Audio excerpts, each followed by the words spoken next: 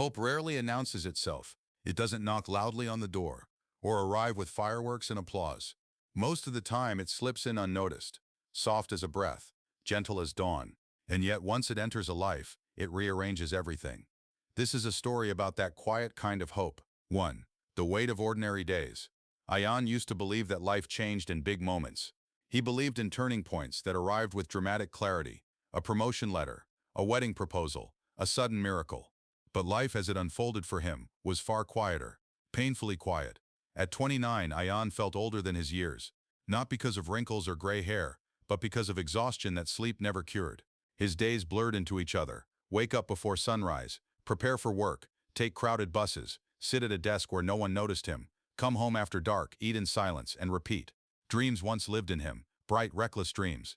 He wanted to write stories, essays, something meaningful, but responsibilities had slowly pushed those dreams into a corner. Bills needed paying, family expectations needed meeting. Dreams, he told himself, were a luxury for people who could afford to fail. So he survived. And survival, though admirable, can quietly drain the soul. 2. The silence no one sees. People around Ayan thought he was fine. He smiled when expected. He spoke politely. He never complained. That made him invisible in a way that hurt deeply. Inside, however, his mind was loud. Thoughts echoed endlessly. Is this all my life will be? Did I miss my chance? What if I never become who I wanted to be? There were nights when he sat on the edge of his bed, lights off, staring at nothing. Not crying, he was too tired for that, but feeling hollow. It wasn't dramatic sadness. It was something more dangerous, quiet resignation. He didn't want to die. He just didn't know how to live like this anymore. 3. Loss without closure. The year before had been especially cruel. His father passed away suddenly, leaving behind unfinished conversations and unspoken pride. Ayan often replayed memories, wondering if his father knew how hard he was trying, wondering if he had failed him by choosing safety over passion. Grief doesn't always scream. Sometimes it whispers, follows you into ordinary moments, and reminds you of what you never said. After the funeral, life had moved on for everyone else. For Ayan, it felt like time had slowed, thickened, become harder to breathe in. There was nothing special about that day. No emotional breakdown, no sudden inspiration, just a power outage. With no electricity, Ayan lit a candle and sat near the window.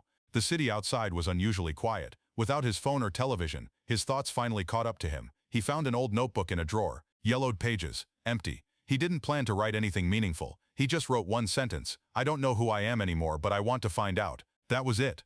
No tears, no relief, just a sentence. But something shifted, barely noticeable, like a muscle twitch after being numb for too long. 5. Writing in the dark. The next night he wrote again, just a paragraph. Then the next night another. He wrote about grief, fear, disappointment, and the pressure of expectations. He wrote honestly, without worrying if it was good. No one read his words, no one praised them, and that was the beauty of it. Writing became a quiet place where he could exist without performing. Some nights he wrote only a few lines. Other nights pages poured out. He didn't call it hope. He didn't dare. It felt too fragile for such a big name. But slowly, his evenings felt less heavy. 6. The unseen changes. Hope rarely fixes everything at once. Instead, it works in subtle ways. Ayan started waking up with slightly more energy. Not excitement, just less dread. He began noticing small things again. The warmth of tea, the kindness of a stranger, the comfort of silence. He still had bad days. He still felt stuck. But the emptiness wasn't total anymore. The notebook grew thicker with words. Writing didn't change his job, his income, or his responsibilities. But it changed him, and that changed everything. 7. Fear of being seen. One evening, a colleague noticed Ayan scribbling during lunch. You write? The question froze him. For a moment, he almost said no, almost protected his fragile secret. But something inside him, something newly brave, answered softly, yes. She smiled. That's nice. Don't stop. That was all. No advice,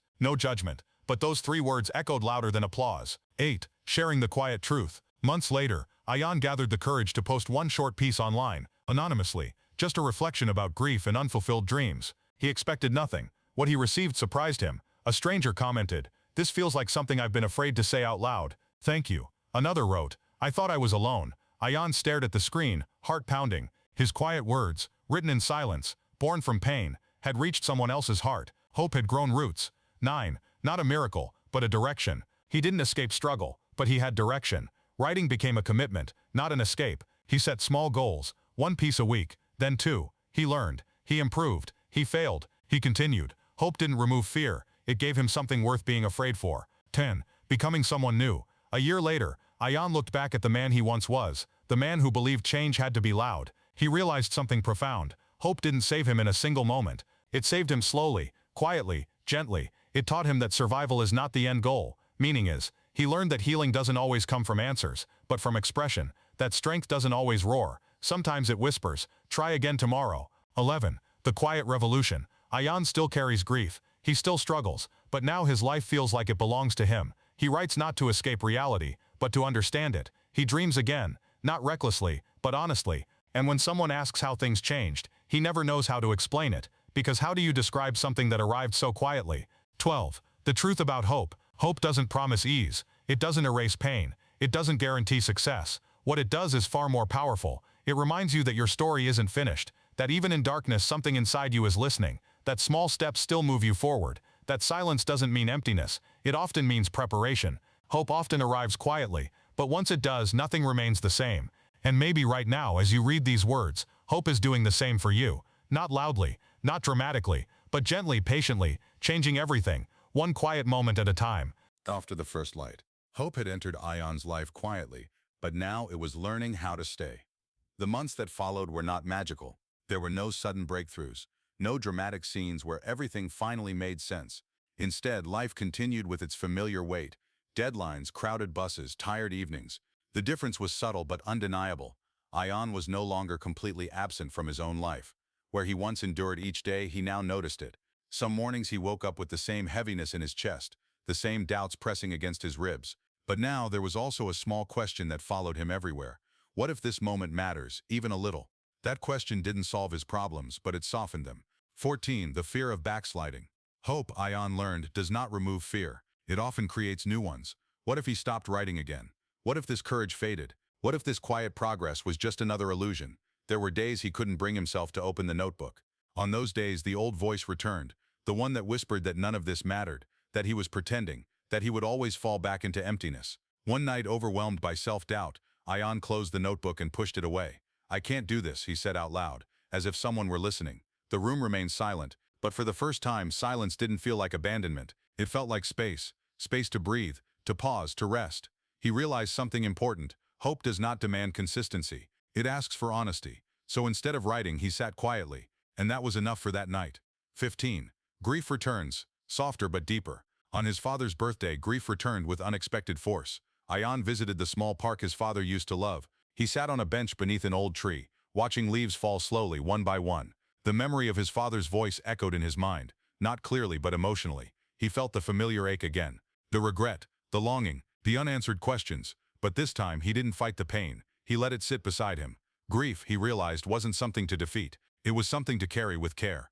That evening, he wrote a letter to his father, not to be read by anyone else, not to be shared, just to exist. And when he finished, he felt lighter, not healed, but understood. 16. Hope meets responsibility. Writing had become a quiet anchor in Ayan's life, but reality still demanded attention. Bills didn't disappear. Expectations didn't vanish. Some days, the balance felt impossible. There were moments when he questioned whether hope was selfish, whether focusing on his inner life meant neglecting his outer responsibilities. But slowly, he learned a new truth. Hope doesn't pull you away from responsibility. It gives you strength to carry it better. He became more present at work, more patient with people, more compassionate with himself. Not perfect, just present. 17. The courage to be ordinary. One of the biggest surprises of hope was this. It didn't make Ayan feel extraordinary. It made him feel human. He stopped chasing the idea of being special or successful in dramatic ways. Instead, he began valuing ordinary courage, the courage to show up, to try again, to remain gentle in a harsh world. He wrote stories that didn't impress everyone. He shared thoughts that didn't go viral, and yet he felt more aligned than ever before. Hope taught him that meaning is not measured by applause. 18. When others don't understand. Not everyone understood Ayan's quiet transformation. Some friends dismissed his writing as a phase. Some relatives questioned why he didn't aim higher, faster. Some people assumed nothing had changed at all. And for a moment, that hurt. But then Ayan remembered who he had been. Silent, unseen, struggling, and how much damage came from living for others' approval. Hope gave him a boundary. He didn't need everyone to understand. He needed only to stay true. 19. The night he almost gave up again. Progress is not a straight line. One evening, after a particularly exhausting week, Ayan felt the old numbness creeping back. Writing felt pointless. Life felt repetitive. Hope felt fragile. He stared at his blank page for a long time. Then he wrote just one line. I am tired, but I am still here. And that was enough. Because hope doesn't require eloquence. It only requires presence. 20. Learning to rest without guilt. For years, Ayan believed rest was laziness, and stillness was weakness. Hope challenged that belief.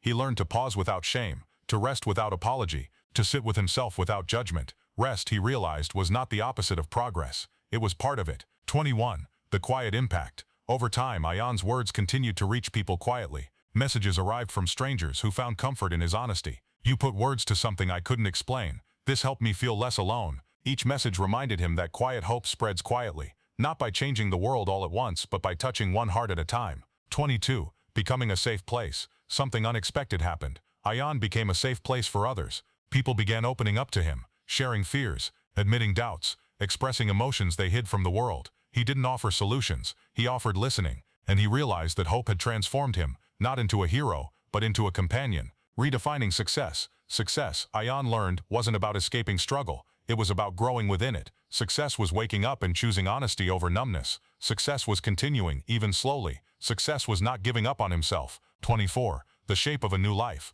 Ayan's life didn't look dramatically different from the outside. Same city, similar routines, same responsibilities, but inside everything had shifted. He had learned how to sit with discomfort without drowning, how to honor pain without becoming it, how to let hope walk beside him, not ahead of him, not behind him. 25. The truth he carries forward. If Ayan could speak to his past self, the one drowning in silence, he would say this: you don't need a miracle, you need permission to begin, quietly, imperfectly, honestly, because hope doesn't always come to rescue you, sometimes it comes to teach you how to stand. And every day now, whether joyful or heavy, he knows something deeply true. Even when nothing changes on the outside, something can change within you.